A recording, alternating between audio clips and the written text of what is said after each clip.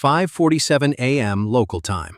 Strait of Hormuz. The sky above the narrow passage between Iran and Oman has barely begun to lighten. From the bridge of USS Truxtun, the sea ahead is dark and still, the kind of calm that only exists for a few minutes before the Persian Gulf wakes up. Tankers sit motionless in the distance, waiting. The destroyers move at steady speed, their wakes cutting quiet white lines into the black water.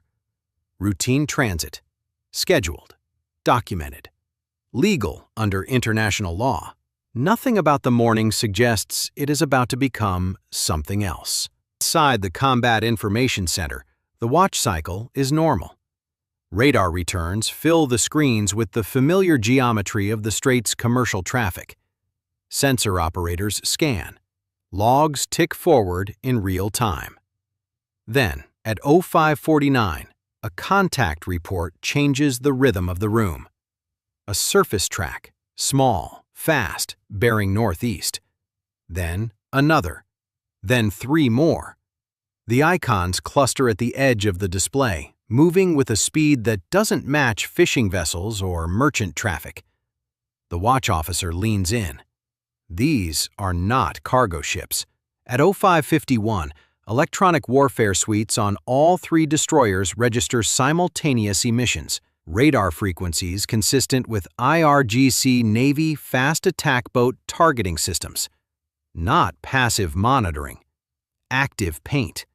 The kind of signal that precedes an engagement, not a patrol. The combat information centers on all three ships begin tracking in parallel. What was one contact is now 9, spread across a wide arc, converging on the same projected intercept point. The destroyers. At 05:53, the first aerial warning arrives.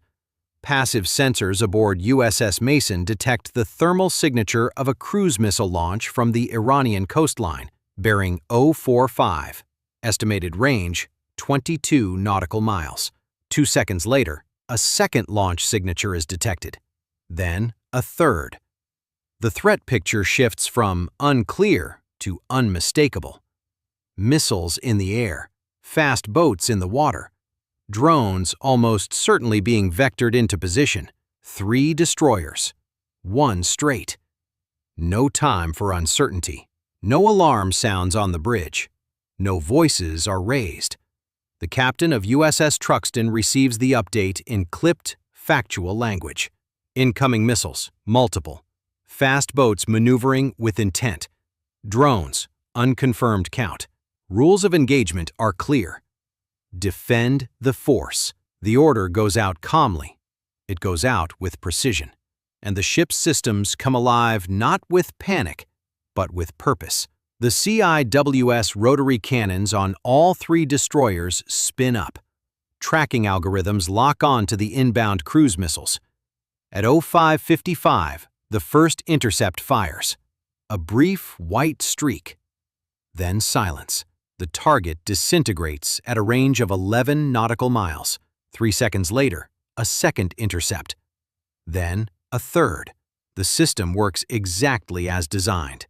Not loudly, not dramatically, but with the quiet efficiency of a technology built and refined across decades, specifically for this moment. Below deck on USS Mason, the 50 caliber gun teams take station. The fast attack boats are now inside 5 nautical miles, accelerating to attack speed. Their small hulls throw white rooster tails at high velocity, closing the gap with coordinated geometry. They are not approaching from one direction. They are fanning out, pressing from multiple bearings simultaneously, a tactic designed to complicate defensive fire solutions and overwhelm the attention of bridge crews. It is a tactic they have practiced. It is a tactic the U.S. Navy has planned for.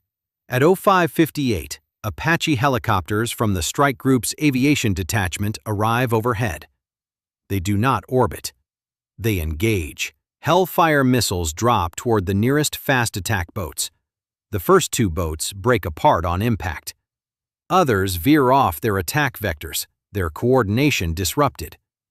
The geometry of the threat begins to collapse at the edges, but the center holds. 3 boats continue to press. One closes inside 3 nautical miles of USS Truxtun. The ship's 5-inch gun fires a single warning burst. The boat veers sharply. It does not turn back. It changes angle and presses again. At 06:02, USS Truxtun opens fire with deck guns. The engagement is short. The boat loses propulsion and drifts. The remaining Iranian small craft have scattered. Their attack formation has dissolved. Overhead, another cruise missile intercept fires from USS Rafael Peralta. The target is neutralized. One drone, detected too late for a missile intercept, is taken out by a close-in burst from a CIWS turret at a range of less than 1 mile. The system tracks, fires, and confirms the kill in less than 2 seconds. There is no time to react when the systems work. There is only the result. By 06:07, the aerial threat package has been fully defeated. No missiles have reached their targets. No drones have penetrated the defensive envelope. The fast attack boats that survived the engagement are retreating toward Iranian waters, their wakes now pointing away from the destroyers instead of toward them. On the radar screens inside 3 combat information centers, the red threat icons are changing shape, moving away, dispersing. The captain of USS Truxtun calls for a status update. All 3 destroyers report no damage, no casualties. Combat systems, nominal. Navigation systems, nominal. The Strait remains open ahead of them. Their course has not changed. Their speed has not changed. They were attacked, they defended, and they are still moving. That steadiness is not incidental. It is the message. At 06:12, CENTCOM launches self-defense strikes on the Iranian military infrastructure that enabled the attack. Strike packages hit drone and missile launch sites along the coast of Keshem Island, a command and control facility near Bandar Abbas, and an intelligence node at Bandar Kargan in Hormuzgan province. The strikes are precise. The targets are military. The message carried by those strikes is identical to the one carried by the destroyers still transiting the strait below. This is not aggression. This is consequence. By 06:19, the 3 destroyers complete their transit of the Strait of Hormuz and enter the Gulf of Oman. Behind them, the narrow passage remains exactly what it was before the engagement began.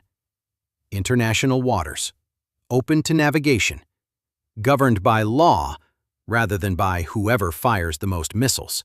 In front of them, open sea. The crews stand down from general quarters. Logs are closed. Evidence is secured. And the ships move on. What happened in the Strait of Hormuz on the morning of May 7, 2026 was not an accident.